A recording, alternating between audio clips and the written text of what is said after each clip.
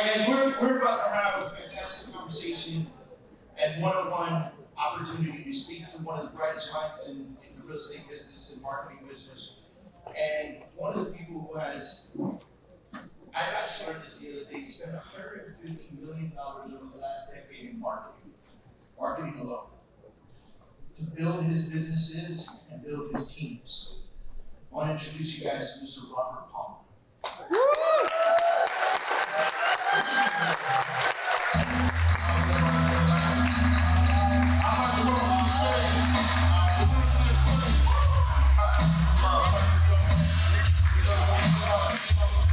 Hey guys, marketing.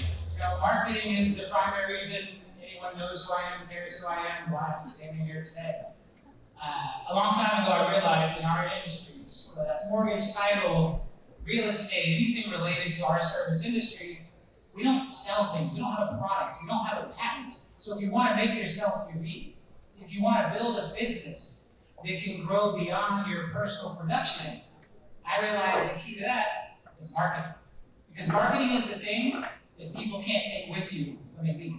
A team member leaves, they go start their own business. They start their own mortgage company, they start their own real estate team. They can do a lot of the same things you can do. But what they lose is access to the brand and the marketing that you built to help build your business. And so realizing that early on propelled me to a place where my peak, spending $25 million a year on TV and radio, and then one day waking up and realizing I didn't have to spend that much anymore. People knew who we were. We become a household name in a lot of markets. And so all those inbound calls kept coming, even as we cut back the marketing. And so guess what happened? A big chunk of that $25 million a year became extra profits and bottom line. So there's a lot of things marketing will give you, from freedom to build, freedom to scale, freedom to grow beyond your personal production, and ultimately the most lucrative path to profits. And so I'm excited to have a discussion here today with David, talk about some marketing, some things we see coming and changing right now in real estate marketing, because the market is changing. And we're excited to share that with you today. All right, give him a round of applause, ladies and gentlemen. Guys, this is $150 million over 10 years is no small amount of money to market. How did this start for you? Because it didn't start with 25 million year one. How did it begin and how did it grow to that? And so direct mail was really where we got started. Winding back, right after the financial crisis, I start my own company. I had some success working for other people. I saved about $1.5 million, and I used that to launch my company. And we're a very regulated business. We had to keep that money in the business, so I couldn't touch it. So all that money was locked up. And so we had to figure out how are we going to maximize the profit we could make per deal, because we were running on thin margins and the world was collapsing around us. This was 2008. And so I realized that by generating the marketing and going directly to the consumer, we could maximize those profits. We could put more of the money back in the company's pocket. And we started with direct mail. And the funny thing is, direct mail was expensive. And so my girlfriend at the time, now wife, and I literally would spend our nights running the copy machines, stuffing envelopes, and doing it ourselves.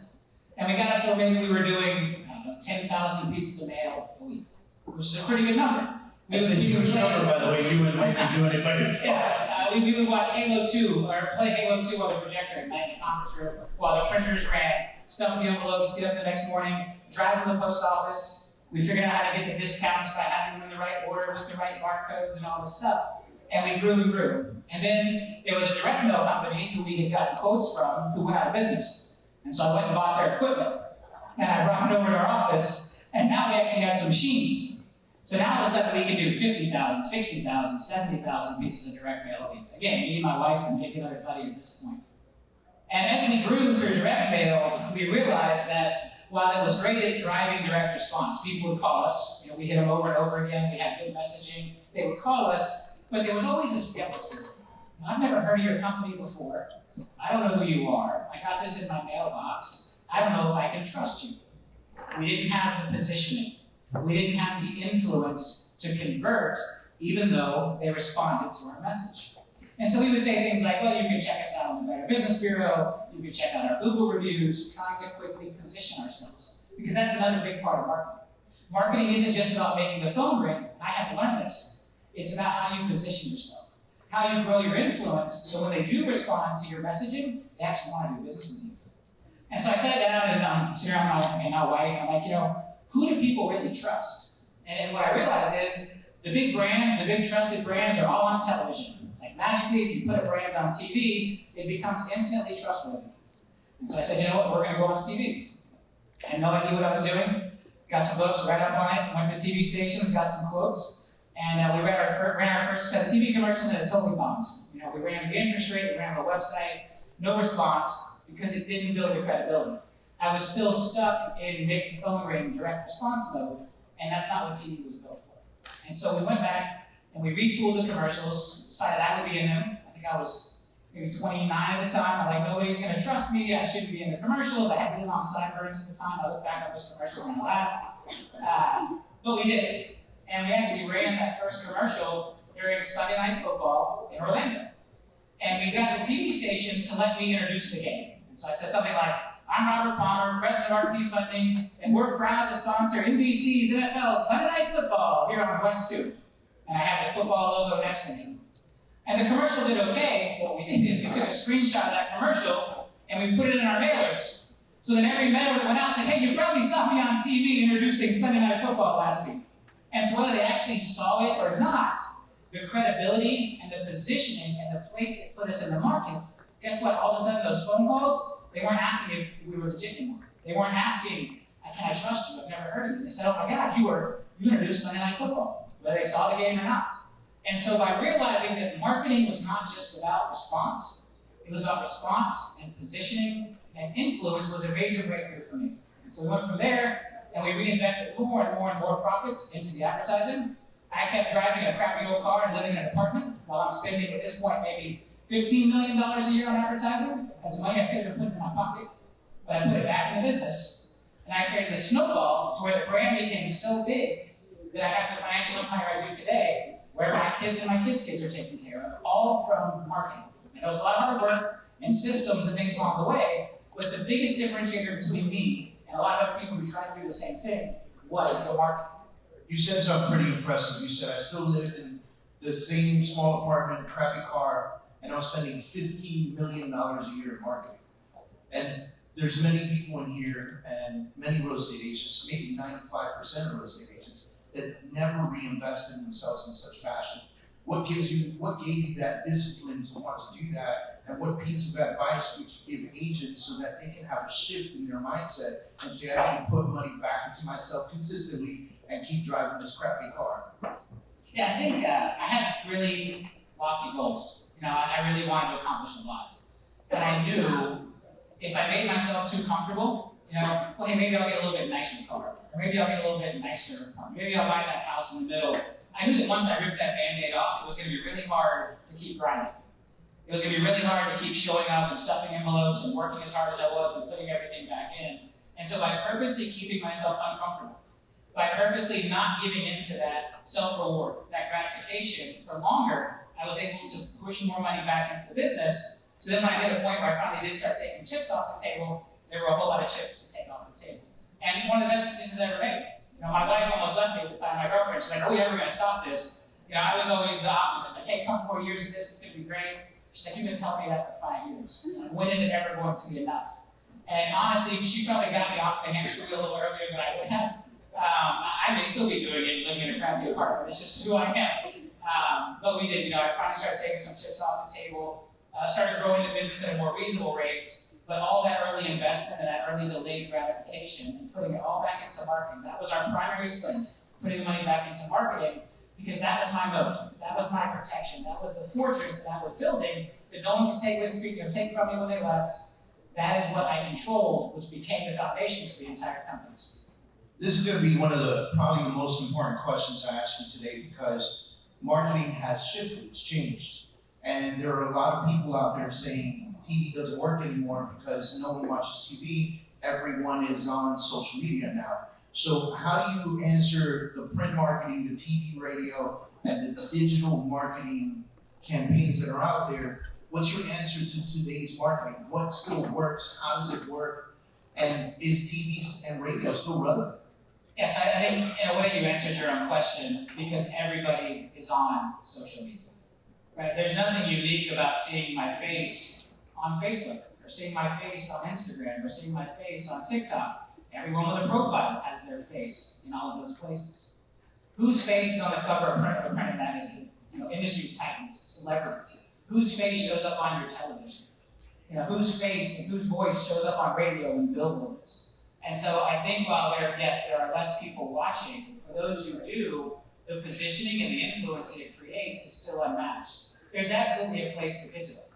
Look, I think it's about the same thing. I would write something like, you probably saw me introduce Sunday Night Football on TV on a digital ad, right? Let's go reach those people, but remind them who we are. Take out a billboard, take a picture of that billboard, run that billboard on social media. Hey, you're not just seeing my face on social media, you're seeing a picture of my billboard, because I have more credibility and more influence in a better position than just someone with a headshot. I have a billboard and here's a picture of it. Let me show it to you. Subconsciously, you are taking the customer to a different place, whether that's in your sphere, whether that's a cold contact, whatever it looks like. And so I think the positioning and influence piece of it was very, very important. And as you talk about things changing, and we are in the middle of a massive shift right now, I like to fish. Right? So I'm having a mastermind on my boat tomorrow down in Southeast Marina. I like to fish. And as someone who likes to fish, you spend a lot of time figuring out what kind of lure am I going to use, what kind of line am I going to use, what's my hook going to look like, because in normal conditions, all that needs to be perfect. Your skills need to be perfect to have success. But every now and then you find yourself in a situation of what's called a feeding frenzy, where the fish are just going crazy. And the fish are so crazy in these feeding frenzies, they will literally eat a blank hook. You can throw a blank hook into the water, no lure, no bait, no skill, none of those things we spend hours and hours honing, and still catch all the fish you want. And that is what the real estate market has been for the last 2 years. We were in a feeding frenzy. You can throw a blank hook into the water and catch fish the last 2 years in real estate. Now we're getting back to a regular market where you better have the right lure and the right line and the right hook and the right skill. And there are a lot of agents out there still throwing that empty hook in the water and wondering why it's not catching anything today. It worked yesterday, it worked a year ago, it worked 2 years ago, because we were in a feeding frenzy. The feeding frenzy is over, and now it's time to get back to business. We were able to be lazy as marketers during these periods. We had all these people moving to Florida from other states. They didn't know any real estate agents. They would click on the first ad they saw and hire someone. You didn't need the influence. You didn't need the positioning that you're going to need now. The feeding frenzy is over. It's time to get serious. And getting serious about marketing is how you rate that book. It's how you catch that customer. It's how you build your business. And I believe that in this period of time, when things are changing, and skills are needed, and tools are needed, we are going to see the next generation of top teams be created. You see, whenever there's a problem like this, whenever there's a slowdown, whenever there's a dip, is what creates opportunity. And so for a lot of you, you've actually been at a disadvantage. If you're a top producer, you've been at a disadvantage for the last couple of years, because the guy with the blank hook throwing it in the water was having the same results you were, because we were in a feeding frenzy. And so I believe that the next couple of years are going to produce the next generation of top teams. The teams who can figure out how to leverage that marketing, how to bait that hook correctly, how to build that business, so when things do turn around, they have an army of agents who they've taught how to fish. And my personal goal is to help find those people and help them build those teams so we can all fish together as we come out of this downturn into the next good market.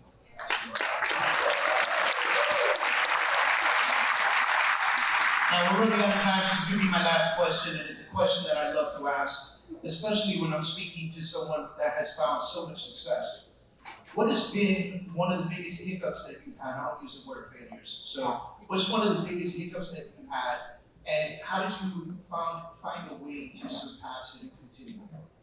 Yes, I think for me, early on, we were having all this success. We were seeing results through marketing that were not in line with the overall market.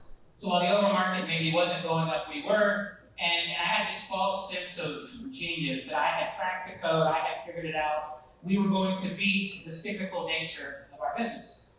Mortgage, very cyclical, 3 to 4 year cycles. Real estate, not quite as cyclical, usually 7 to 10 year cycles. We've had a little bit extra time on this last cycle because the bust was so bad in 2008. But cycles are a part of this business. And not understanding that, or maybe understanding but forgetting it, and thinking that I was better than the cycles.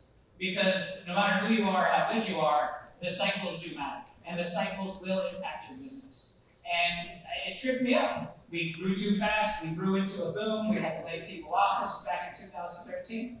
I almost lost everything because I leaned into a cycle, not realizing it was the cycle that drove my success as much as it was my own skills. And this is what we're seeing right now in real estate. A lot of big companies leaned into the cycle. They leaned into the last 24 months. They staffed up, they got new offices, they gave themselves raises, they bought new cars, and now reality is back, and things are getting tough. And so the best thing I learned through that experience is the entire time you're living in a boom cycle, you should be thinking and preparing for the next bust. And then the entire time you're in that bust cycle, you should be thinking and preparing for the next boom. Because if you live in the cycle you're in today, you are just counting the days until that strategy blows up in your face. We are a cyclical business. There are cycles that will change. Always be looking to the next side of the cycle as you build and prepare your business.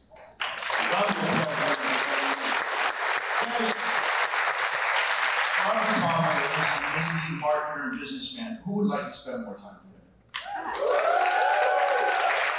See, Robert says he's going to host a private mastermind at his boat tomorrow. Let me correct him. He's going to host a private mastermind on his yacht tomorrow. Okay. And topics are definitely going to include everything that he's discussing right now, the marketing and how to be beyond production and how to develop stronger and more profitable businesses. This is not something that he opens up often. We had a conversation. I said, I did this last year in Jersey. Will you do this with me this year? He was like, hell yeah, man, let's do it. I'm pulling the boat up to Miami Beach Marina. Let's rock and roll. How many of you would like to be a part of that?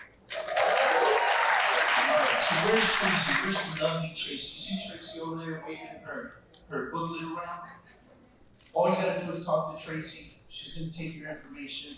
She'll let you know if you qualify to come. This is a pretty big deal, guys. I've had multiple conversations with Robert over the last few months, and it's been an amazing opportunity. I've learned a lot in just the last few months, and we want to offer that to you guys. So thank you, Robert, for giving that information. Yeah, thank you, man. And if you can't catch Tracy, you can stop by Premier Home Loans or Home Team Lending or Mortgage Advisors booths. They have signups as well. Thank you all for having a little bit of your time. Look forward to seeing some of you work tomorrow.